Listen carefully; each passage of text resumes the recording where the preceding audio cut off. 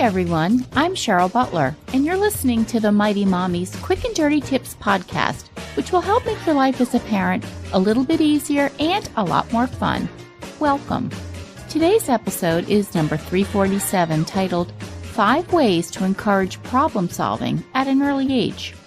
In today's world of parenting, our families are inundated with fast solutions and instant gratification.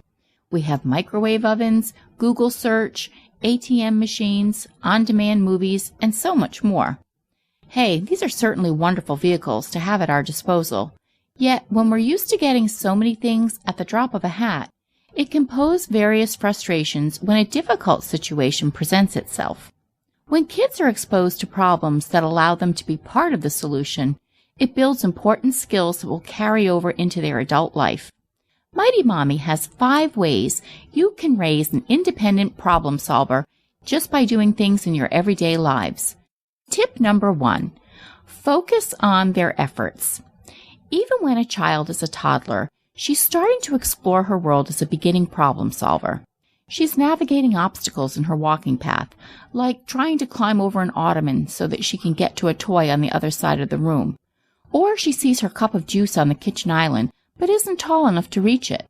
Because she's not yet equipped with the language or skills to make these 2 things happen, she's still able to process that she's in need of these 2 things, and will now most likely try to pull herself up on the ottoman or even push into it so she can get closer to that toy. Or she might point and babble at the cup of juice to let you know she's thirsty and she wants it.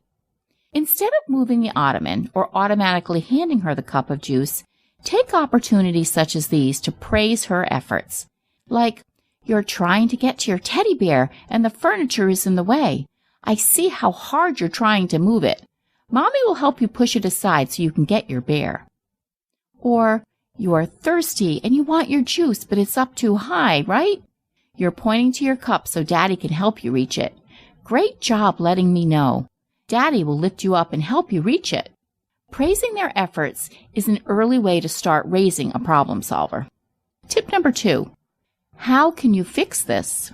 We want to get children thinking about cause and effect and understanding how feelings affect their behavior so that they can learn to make better choices in the moment and figure out solutions on their own. So when an opportunity presents itself where your child can be part of the solution, take a moment to engage by saying, "Help me to understand," about whatever the situation may be. For example, yesterday, my 9-year-old daughter came home from school without her trumpet. She just started playing the instrument and has been very excited about it and tries to take it with her nearly everywhere she goes. Knowing she had a trumpet lesson that evening, I wondered why she was returning home without it. Before I could even ask, she was teary-eyed and said that she thought she left the trumpet on the playground, but wasn't sure. She admitted to letting several of her classmates try it out during recess and didn't remember who had used it last. She looked devastated and thought that I was going to be really angry. I wanted to make it all better, but instead I asked her, "How can you help to get your trumpet back?" After a few more tears, she thought about the kids who had tried it, and then she searched and got their phone numbers, and she made the calls.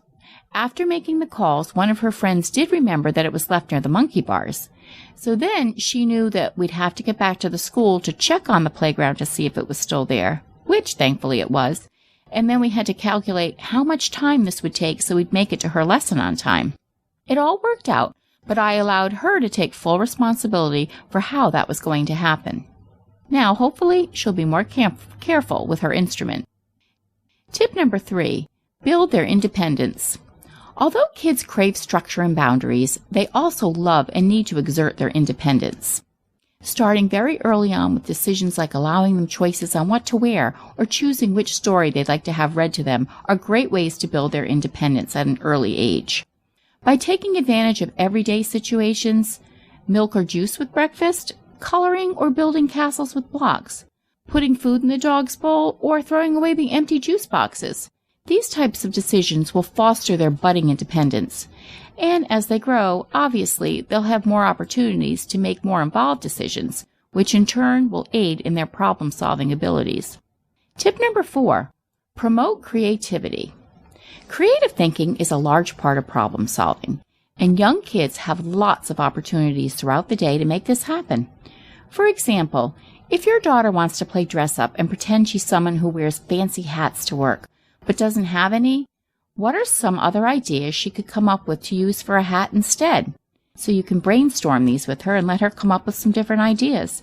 Or perhaps it's a rainy afternoon and your kids want to have an indoor picnic.